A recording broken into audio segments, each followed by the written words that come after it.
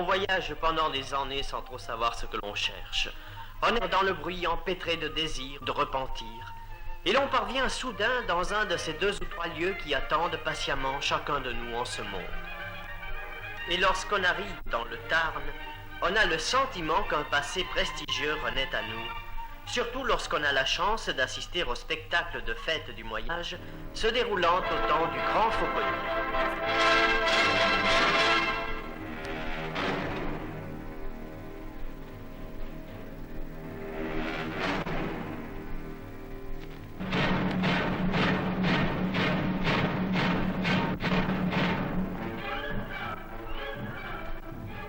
Nous sommes en 370. L'Empire romain décline dangereusement. Soudain, sous le commandement de leur chef Attila, les Huns, ces tribus asiatiques sans point d'attache, font brutalement irruption et envahissent l'Europe entière.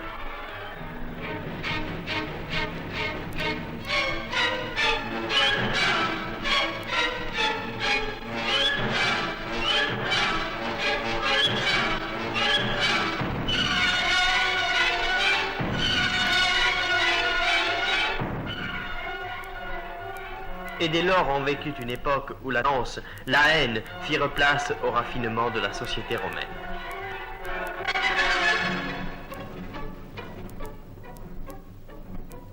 Tout était prétexte au pillage, au viol, au meurtre, à la barbarie. De nombreuses années passèrent et la civilisation barbare avait laissé la place à des mœurs plus raffinées. Néanmoins, le banditisme régnait, principalement dans les villes et les campagnes. De véritables cours de miracles virent le jour. Le pillage et le vol dégénéraient souvent en de véritables orgies. Ainsi, pour la police d'alors, maintenir la paix était, nous le voyons, un problème constamment renouvelé.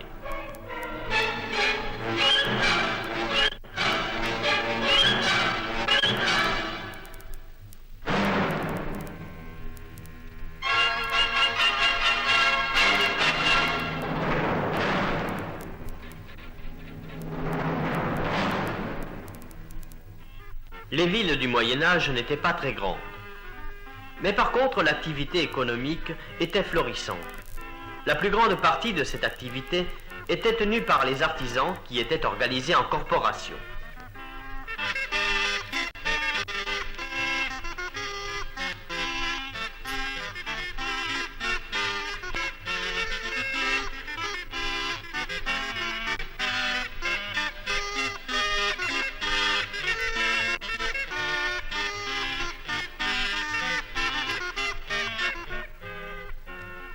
La réjouissance la plus prisée du monde médiéval était la fête.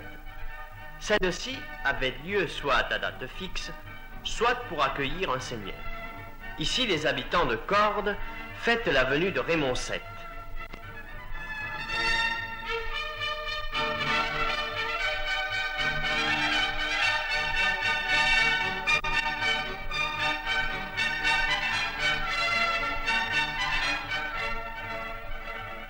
Ces fêtes avaient le pouvoir de réunir les gens de toutes classes sociales. Seigneurs, nobles, bourgeois, paysans, serfs et vilains se trouvaient ainsi réunis pour accueillir et acclamer leur bienfaiteur.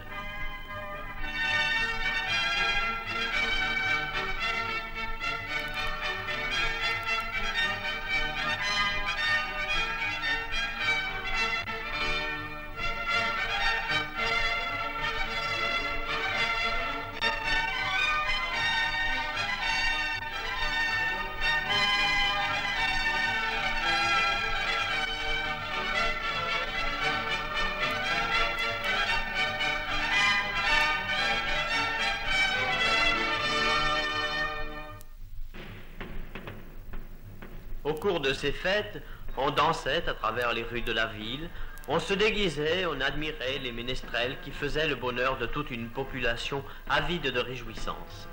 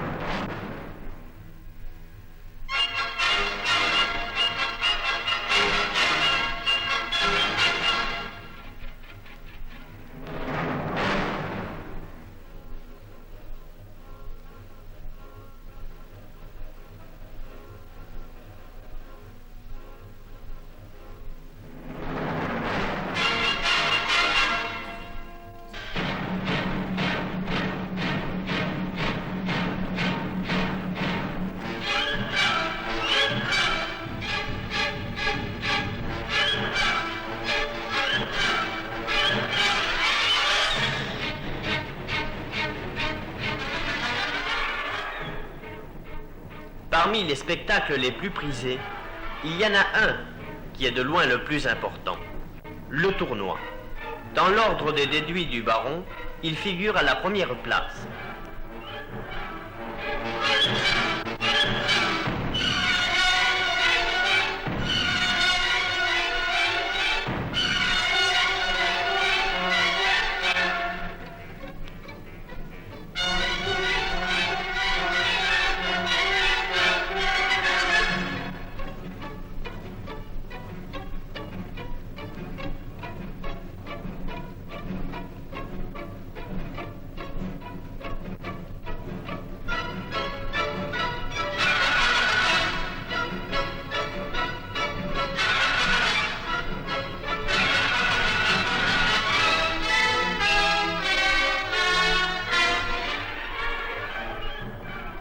De plus, le tournoi était considéré comme un entraînement à la guerre.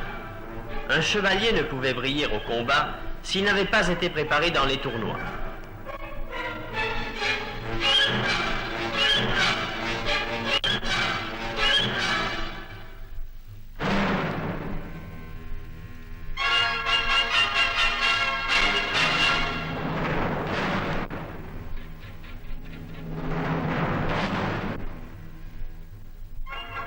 Personne ne sait quand ils ont commencé.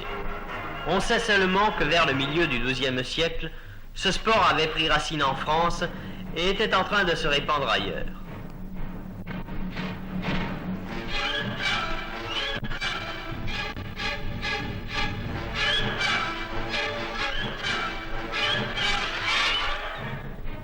Si au début le tournoi n'était qu'une sorte de mêlée, il a rapidement évolué et des règles furent instituées. Ainsi, avec le temps, il devint un spectacle très bien organisé. Pendant les semaines qui précédaient le tournoi, des héros l'annonçaient partout dans le voisinage.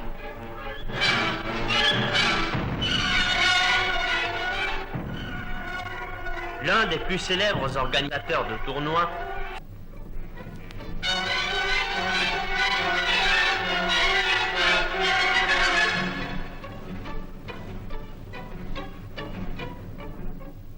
Les tournois étaient par excellence les endroits où les jeunes soldats pouvaient faire leurs preuves.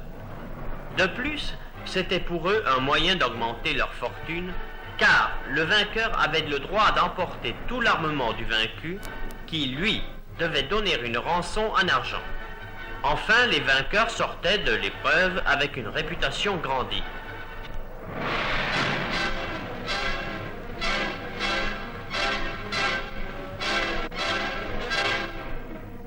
Tels sont rapidement évoqués, certes, quelques aspects de la vie médiévale. Cette vie tant décriée par les uns, adorée par certains, mais toujours vivante dans ce département du Tarn qui en a conservé le rayonnement et le prestige.